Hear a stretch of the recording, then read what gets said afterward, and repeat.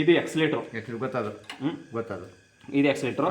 ಇದು ಎರಡು ಟರ್ನಿಂಗ್. ಆ ಕಡೆ ಈ ಕಡೆ ಯಾವ್ದು ಟರ್ನಿಂಗ್ ನಾನು ಹೇಳ್ತೀನಿ, ನೀವು ಒಂದ್ಸಲ ನಿಮ್ಗೆ ಗೊತ್ತಿದೆ, ಅವರಿಗೆ ಗೊತ್ತಾಗ್ಬೇಕಲ್ಲ ಎಲ್ಲರಿಗೂ. ಇದು ಟರ್ನಿಂಗು. ಇದು ಇಟ್ಕೊಂಡ್ರೆ ರೈಟ್ ಸೈಡ್ ಟರ್ನ್ ಆಗುತ್ತೆ, ಇದು ಇಟ್ಕೊಂಡ್ರೆ ಲೆಫ್ಟ್ ಸೈಡ್ ಟರ್ನ್ ಆಗುತ್ತೆ.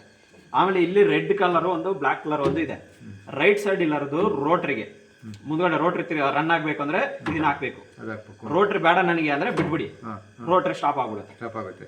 ಓಕೆ, ನೆಕ್ಸ್ಟ್ ಇದು ಬಂದು ಗೇರ್ದು ಇಲ್ಲಿ ಇದೆ. ಗೇರ್ ನಿಮಗೆ ಫಸ್ಟ್ ಗೇರು, ಆಮೇಲೆ ರಿವರ್ಸ್ ಗೇರು, ಆಮೇಲೆ ನ್ಯೂಟ್ರಲ್ ಹಾಕ್ಕೊಂಡು ಸೆಕೆಂಡು, ಥರ್ಡು, ಇಷ್ಟು ಆಪ್ಷನ್ ಬರುತ್ತೆ. 3 ಗೇರು ಪ್ಲಸ್ 1 ನ್ಯೂಟ್ರಲ್ ಬರುತ್ತೆ, 1 ರಿವರ್ಸ್ ಬರುತ್ತೆ.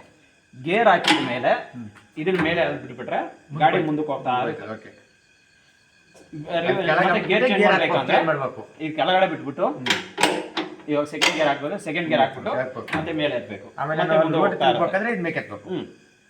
ಮುಂದೆ ರೋಡ್ ರನ್ ಮಾಡ್ಬೇಕಂದ್ರೆ ಎಕ್ಸಲೇಟರ್ ಮಿನಿಮಮ್ ಅರ್ಧಕ್ಕಿಂತ ಮೇಲೆ ಇರಬೇಕು.